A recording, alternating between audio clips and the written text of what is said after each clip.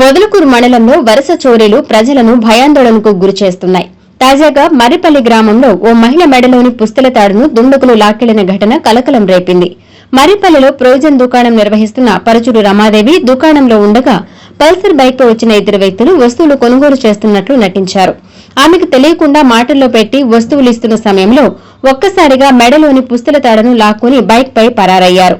చోరీకి గురైన పుస్తల తాడు, మంగళసూత్రం, కాసులు కలిపి మొత్తం 32 గ్రాముల బంగారం ఉన్నట్లు బాధితురాలు పోలీసులకు ఫిర్యాదు చేసినట్లు సమాచారం. వీటి విలువ సుమారు 5 లక్షల రూపాయలు ఉంటుందని తెలుస్తోంది.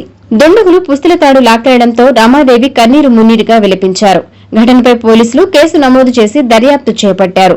దుండగుల కోసం పరిసర ప్రాంతాల్లోని సీసీ కెమెరాల ఫుటేజీలను పరిశీలిస్తున్నట్లు తెలుస్తోంది.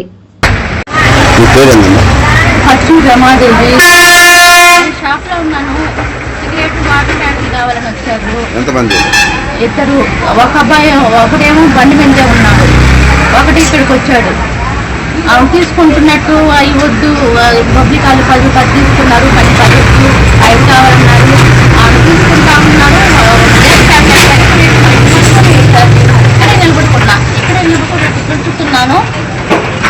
నేను వాళ్ళ సైడ్ చూడాల, చూసుంటే వెనక్కి వెళ్ళి ఉండేదాన్ని. ఏం చేశాడు? అని తీసేసుకొని వెళ్ళిపోయారు. ఏం తీసుకున్నాడమ్మా? సార్ 3 సవర్ల సరుడు, కాసులు, నా మంగళసూత్రం 4 సవర్లు. గేట్ గడిపోయేసరికి అప్పుడు వెళ్ళిపోయారు. అప్పటికే చాలా లేట్ అయిపోలేడా. అప్పుడు స్టేషన్ పోయి అప్పుడు ఎస్ఐ చెప్పి ఎస్ఐ కూడా ఇమీడియట్గా వచ్చాడు. ఎస్ఐ కూడా ట్రైనింగ్ తీసుకోవాలి. అందరూ చెప్పి ఎస్ఐ ఇద్దరు వచ్చేసి ఇమీడియట్గా 8:20కి వచ్చేసింది ఎస్ఐ గారు. వాళ్ళు ఏ రూట్లో పోయింది లేదు? ఈ రూటే కొనుక్కు గేట్ దగ్గర నుంచి 7 దగ్గరే కనిపించింది అంతే. గేట్ నేను పోయి లైట్ అంటే వెనక ఎర్ర లైట్ వెళ్ళొస్తుంది కదా, అది వరకు వస్తుంది. ఇది ఫ్రంట్ క్యాచ్ 2-3 బళ్ళు అయిపోయిందా.